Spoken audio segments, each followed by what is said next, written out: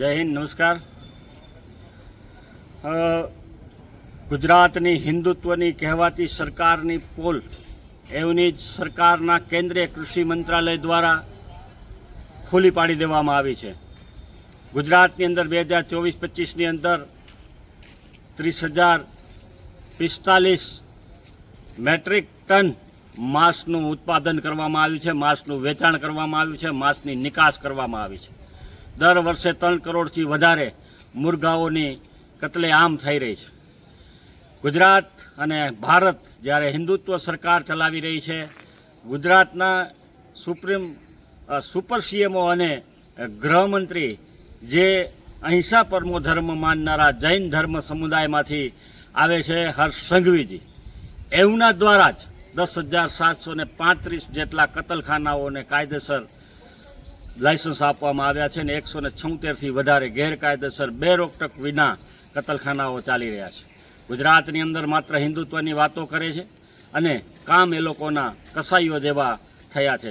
ભાજપના સ્ટીકરો મારી અને આ માંસ ઉત્પાદન કરતા વાહનો પશુઓની હેરફેર બેફામ બેરોકટોક રીતે થઈ રહી છે, ત્યારે મારે હિન્દુત્વની વાતો કરતી આ સરકારને એટલું જ કહેવાનું છે કે આ જે તમારા તાયફાઓ છે, તમારા જે બોલવું કંઈક અને કરવું કંઈક આચરણમાં લાવવાની તમારે ખરેખર જરૂર છે। 2024-25ની અંદર જે આંકડાઓ છે ખૂબ ચોંકાવનારાઓ છે અને આજની તારીખમાં જે તમે કાયદેસર રીતે કતલખાનાઓને લાહણી કરી રહ્યા છો, એમની સાથે ભાગીદારી કરી રહ્યા છો અને એ જ પૈસા તમે ક્યાંક અન્ય જગ્યાએ વાપરવા માટે કે કોઈકને ધારાસભ્યો અને સાંસદોને ખરીદવા માટે, સ્થાનિક સ્વરાજ્યની ચૂંટણીમાં ઉમેદવારો ઊભા હતા એને ખરીદવા માટે જે વાપરી રહ્યા છો, એ ખરેખર હિન્દુત્વ નથી।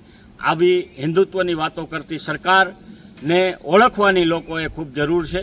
આ કેન્દ્ર દ્વારા એક કૃષિ મંત્રાલય દ્વારા જાહેર કરેલા આંકડાઓ છે, પરંતુ એનાથી વધારે આંકડાઓ આ ગુજરાતની અંદર હશે। 176 તો ગેરકાયદેસર આંકડા કતલખાનાઓ છે એની તો વાત કરી છે, 10,735 કાયદેસરના કતલખાનાઓ ચાલી રહ્યા છે, એ વાત પણ આપણે સમાચારના માધ્યમોથી જાણી છે, પરંતુ આનાથી હકીકત ખૂબ ખરાબ હશે, કારણ કે ભાજપના કાર્યાલયની બારે કમલમોની બારે પણ નોનવેજના હાજડાઓ ચાલી રહ્યા છે। ત્યારે મારે આ હર્ષ સંઘવી અને અમિત શાહ બંને જે જૈન સમાજમાંથી આવી રહ્યા છે, અને બંનેને કહેવાનું મન થાય કે તમે માત્ર હિન્દુત્વના કે અહિંસા પરમો ધર્મની માત્ર વાતો કરી રહ્યા છો, એ કાગળ પર છે, ખરેખર જમીની સ્તર પર આખી હકીકત કંઈક અલગ છે। આવતીકાલથી શ્રાવણ માસ શરૂ થઈ રહ્યો છે, ત્યારે આ રીતનો જે કતલેઆમ થઈ રહ્યો છે ગુજરાતની અંદર, એ ખૂબ શરમજનક છે અને હું હિન્દુ તરીકે, એક બ્રાહ્મણના દીકરા તરીકે આ ખેદ વ્યક્ત કરું છું અને ભગવાન ભોળાનાથ આ સરકારને સદબુદ્ધિ આપે એવી હું ભોળાનાથના ચરણોમાં પ્રાર્થના કરું છું।